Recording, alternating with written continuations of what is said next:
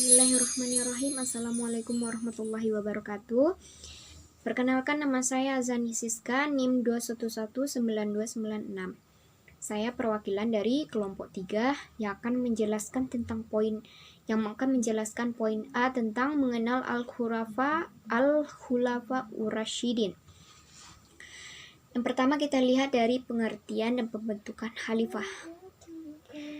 Setelah ditinggal oleh Nabi Muhammad SAW, perjuangan untuk menyebarkan Islam beralih kepada 4 sahabat terdekat beliau yang dikenal dengan Khulafa Ar-Rasyidin. Siapakah Khulafa Ar-Rasyidin itu? Khulafa Ar-Rasyidin adalah para pengganti kedudukan Nabi Muhammad SAW sebagai pemimpin negara. Jadi, setelah beliau wafat, posisi kepemimpinan negara diteruskan oleh mereka. Khulafa Ur-Rasyidin ini ada 4 orang, dan keempatnya menjadi khalifah secara bergantian. Yang pertama yaitu Khalifah Abu Bakar, yang kedua Umar bin Khattab, yang ketiga Utsman bin Affan, dan yang keempat yaitu Ali bin Abi Thalib. Keempat khalifah tersebut adalah khalifah yang jujur dan menegakkan agama mereka terus-menerus hingga ajaran Islam keluar Jazirah Arab. Dari pengertian khalifah tersebut kita lihat dari secara bahasanya, khalifah biasa diterjemahkan dengan pengganti atau seseorang yang menggantikan orang lain sebagai penggantinya. Sedangkan secara istilah, khalifah adalah pemimpin yang diangkat setelah Nabi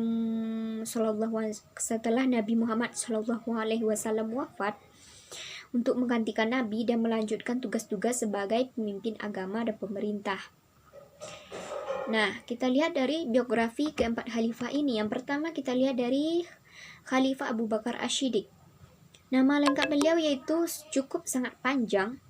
Nama lengkap beliau yaitu Abu Bakar, yaitu Abdullah bin Utsman bin Amir bin Amru bin Ka'ab bin Sa'ad bin Taim bin Murrah bin Ka'ab bin Lu'ay bin Ghalib bin Fir al-Quraisy al-Tamimi, dan dikenal dengan Abdul Al-Ka'bah di masa jahiliyah. Nasabnya dengan Rasulullah SAW bertemu pada kakeknya Murrah bin Ka'ab bin Lu'ay, dan ibunya adalah Ummu Al-Khair Salma binti Syakhar bin Amir bin Ka'ab bin Sa'ad bin Taim. Ayahnya diberi kunyah sebutan panggilan Abu Quhafah, berarti ayah dan ibunya berasal dari kabilah Bani Taim. Beliau dilahirkan di Mekkah 2 tahun setelah peristiwa Tahun Gajah, berarti beliau lebih muda 2 tahun dari Rasulullah SAW. Beliau terkenal sebagai seorang yang berperilaku terpuji, tidak pernah minum khamar, dan selalu menjaga kehormatan diri beliau. Badan beliau juga digelari sebagai Asy-Siddiq dan Al-Atiq. Al-Atiq ini didekatkan kepada beliau karena ketampanan wajah beliau dan tidak akan pernah tersentuh oleh api neraka. Sedangkan gelar Asy-Siddiq disandangnya dikarenakan banyaknya melakukan kebenaran dan merupakan orang pertama kali yang meyakini kebenaran Rasulullah dan ajaran Allah yang dibawa oleh beliau. Pada masa jahiliyah, beliau membenci minuman khamar. Beliau tergolong orang yang kaya raya. Abu Bakar pada masa mudanya adalah seorang saudagar yang kaya, dan beliau juga lah yang pertama kali masuk Islam. Dan setelah menjadi seorang muslim, beliau lebih memusatkan diri dalam kegiatan dakwah Islamiyah bersama Rasulullah. Dan ketika berita wafatnya Rasulullah SAW menyebar, masalah pertama yang dihadapi masalah oleh beliau yaitu masalah politik. Sejumlah tokoh Ansar dan Muhajirin berkumpul di Balai Syakifah Bani Sa'idah di Madinah. Mereka bermusyawarah untuk memilih siapa yang ditunjuk menjadi kepala negara. Dalam bermusyawarah itu terjadi perdebatan yang sangat alot karena masing-masing kelompok. Di antara dua kelompok tersebut menganggap bahwa kelompok mereka lah yang paling pantas menggantikan Nabi sebagai khalifah. Sedangkan orang-orang Muhajirin mengatakan bahwa mereka yang paling berhak menjadi khalifah, karena mereka lah yang mula-mula masuk Islam dan Nabi berasal dari kalangan mereka. Sementara orang-orang Ansar menyebutkan mereka pula lah yang paling berhak. karena mereka lah yang telah membantu dan melindungi Nabi dari serangan kaum Quraisy pada waktu hijrah ke Madinah. Abu Bakar mengusulkan agar pemimpin baru itu dijabat oleh orang-orang Muhajirin dan wakilnya dari kaum Ansar, tapi orang Ansar menolak usul itu. Mereka mengusulkan agar diangkat 2 orang pemimpin dari kelompok itu. Abu Bakar tidak menerima usul itu dengan alasan bisa membawa pemecahan. Kemudian Abu Bakar mengingatkan kaum Ansar terhadap hadis Nabi yang mengatakan pemimpin itu dari orang Quraisy. Oleh sebab itu, beliau mengusulkan agar Umar bin Khattab menjadi khalifah. Usul itu tidak diterima Umar dan mengatakan jika Abu Bakar masih ada, beliaulah yang paling pantas menjadi khalifah. Dan akhirnya terpilihlah Abu Bakar sebagai pemimpin atas usul Umar bin Khattab. Ketika itu usia Abu Bakar 61 tahun. Rupanya semangat keagamaan Abu Bakar mendapat penghargaan yang tinggi dari umat Islam, sehingga masing-masing pihak menerima dan membaiat sebagai pemimpin umat Islam pengganti Rasulullah yang dalam perkembangan selanjutnya disebut khalifah saja. Yang kedua kita lihat dari Khalifah Umar ibnu Al-Khattab. Khalifah Umar ini dilahirkan 12 tahun setelah kelahiran Rasulullah SAW. Ayahnya bernama Khattab dan ibunya bernama Khotmah. Perawakan beliau itu tinggi, besar, dan tegap dengan otot-otot yang menonjol dari kaki dan tangannya. Jenggot yang lebat dan memiliki wajah yang tampan. Serta warna kulitnya coklat kemerah-merahan. Beliau dibesarkan di dalam lingkungan Bani Adi, salah satu kaum dari suku Quraisy. Beliau merupakan khalifah kedua dalam Islam setelah Abu Bakar As-Siddiq.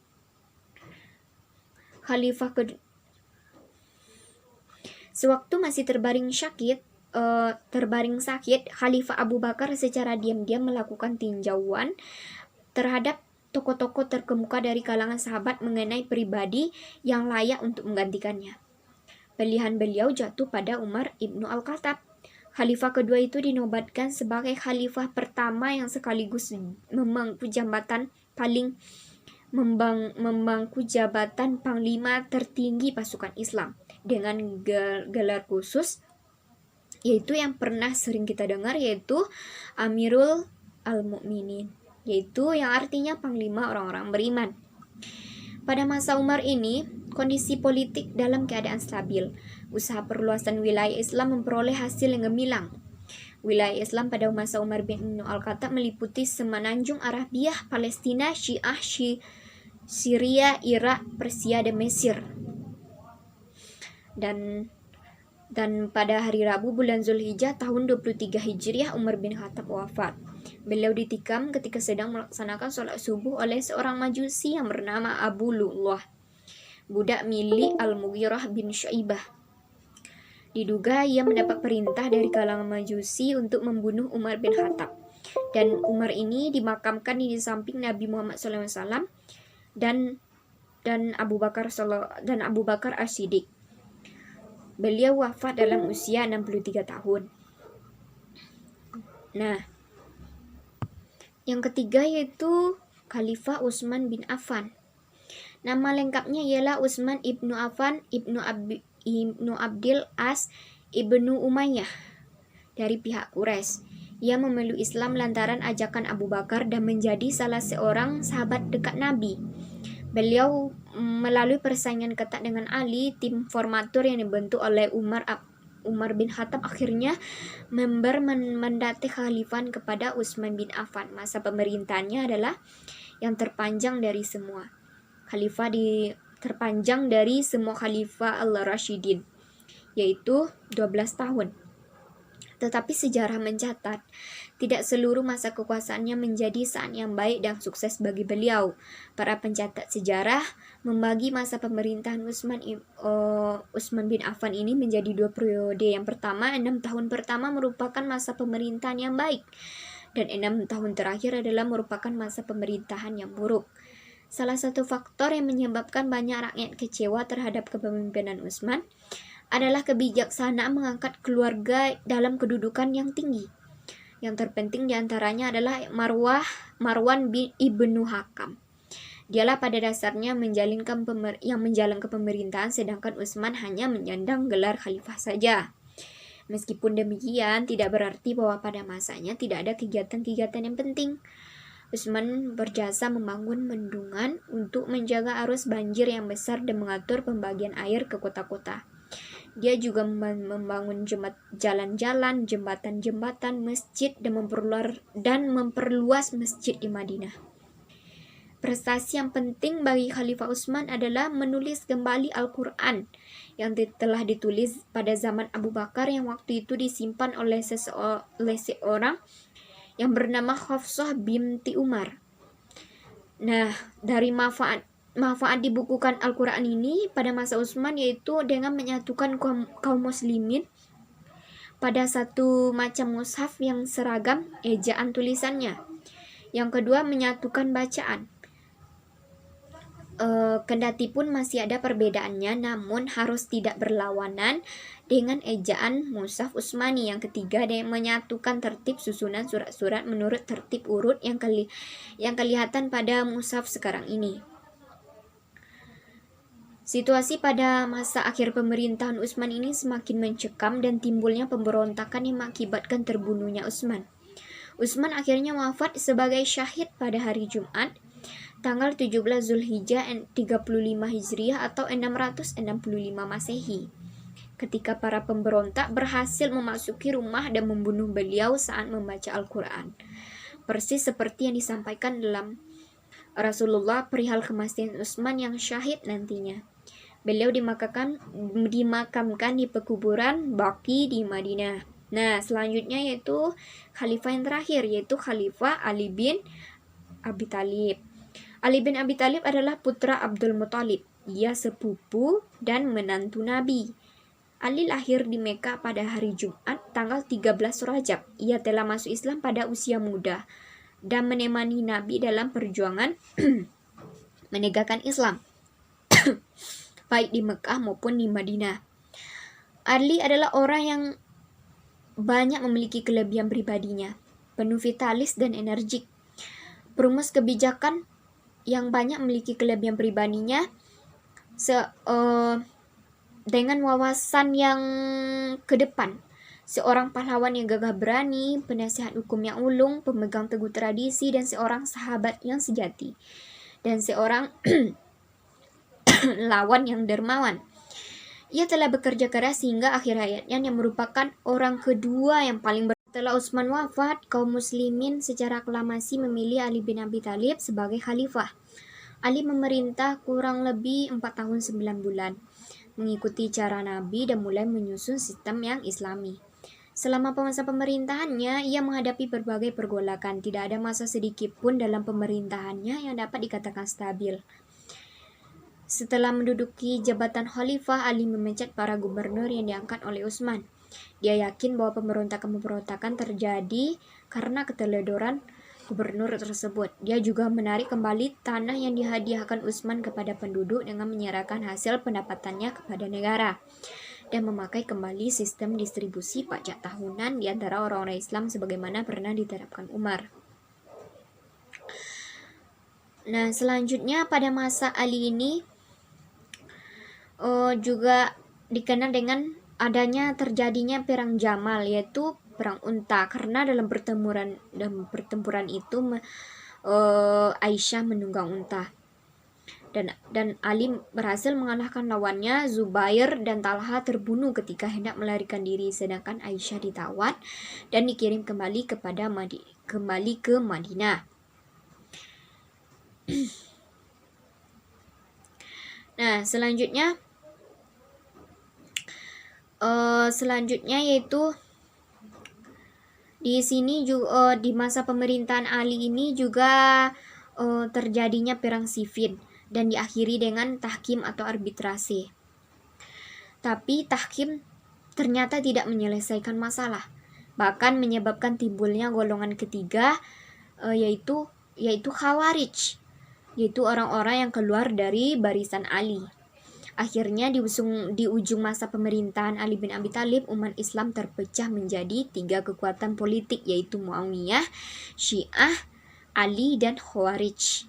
Keadaan ini jelas tidak menguntungkan bagi Ali. Munculnya kelompok Khawarij ini menyebabkan tentaranya semakin lemah, sementara posisi Muawiyah semakin kuat. Pada tanggal 20 Ramadan 40 Hijriah atau yaitu 660 Masehi, Ali terbunuh oleh salah seorang dari anggota Khawarij. Kedudukan Ali sebagai khalifah kemudian dijabat oleh anaknya Hasan selama beberapa bulan. Karena Hasan tentaranya lemah sementara Muawiyah semakin kuat, maka Hasan membuat perjanjian damai. Perjanjian ini dapat mempersatukan umat Islam kembali dalam satu kepemimpinan politik di bawah Muawiyah bin Abi Sufyan. Tapi di sisi lain, perjanjian itu juga menyebabkan Muawiyah menjadi penguasa absolut dalam Islam. Pada tahun 41 Hijriah 661 Masehi. Tahun persatuan ini dikenal dalam sejarah yaitu sebagai tahun jamaah atau Am-Jamaah. Dengan demikian berakhirlah masa yang disebut dengan masa Khulafaur Rasyidin dan dimulailah kekuasaan Bani Umayyah dalam sejarah politik Islam. Nah, mungkin hanya sekian poin-poin yang dapat saya sampaikan. Saya mohon maaf kalau ada kesalahan kata. Saya ucapkan terima kasih. Wassalamualaikum warahmatullahi wabarakatuh. Assalamualaikum warahmatullahi wabarakatuh. Perkenalkan, nama saya Ella Oktaviani, NIM 2119280. Saya anggota dari kelompok 3 akan melanjutkan menjelaskan materi pada poin B, yaitu mengenai pendidikan Islam pada masa Khulafaur Rasyidin. Yang pertama yaitu pendidikan Islam pada masa Khalifah Abu Bakar Asy-Syiddiq. Pendidikan Islam pada masa Khalifah Abu Bakar hampir sama dengan pelaksanaan pendidikan Islam pada zaman Nabi, karena Abu Bakar termasuk sahabat terdekat yang hidup sezaman dengan Nabi. Pemerintahan pada masa Abu Bakar tidak lama, tetapi beliau telah berhasil memberikan dasar-dasar kekuatan bagi perjuangan perluasan dakwah dan pendidikan Islam. Lalu yang kedua yaitu pendidikan Islam pada masa Khalifah Umar bin Khattab. Umar bin Khattab merupakan seorang pendidik yang melakukan penyuluhan pendidikan di kota Madinah. Ia juga menerapkan pendidikan di masjid-masjid dan pasar-pasar, serta mengangkat dan menunjuk guru-guru untuk tiap-tiap daerah yang ditaklukkan itu. Mereka bertugas mengajarkan isi Al-Quran dan ajaran Islam lainnya. Adapun metode yang dipakai adalah guru duduk di halaman masjid, sedangkan murid melingkarinya. Pendidikan Islam pada masa Khalifah Umar lebih maju, karena selama Umar memerintah, negara berada dalam keadaan stabil dan aman. Lalu yang ketiga yaitu pendidikan Islam pada masa Khalifah Utsman bin Affan. Pada masa Khalifah Utsman bin Affan, pendidikan Islam tidak jauh berbeda dengan sebelumnya. Hanya terjadi sedikit perubahan yang mewarnai pendidikan Islam. Lalu pada poin yang keempat yaitu mengenai pendidikan Islam pada masa Khalifah Ali bin Abi Thalib. Pemerintahan Ali selama 6 tahun dengan kondisi pemerintahan yang tidak stabil, dapat dipahami bahwa pendidikan pada masa beliau mendapat hambatan dikarenakan Khalifah sendiri tidak sempat memikirkan secara serius tentang pendidikan, dan itu berarti pendidikan tidak jauh berbeda dengan masa-masa yang sebelumnya. Baiklah, itu yang dapat saya sampaikan. Jika ada kata dan penyampaian saya yang salah, saya mohon maaf. Saya akhiri. Wassalamualaikum warahmatullahi wabarakatuh.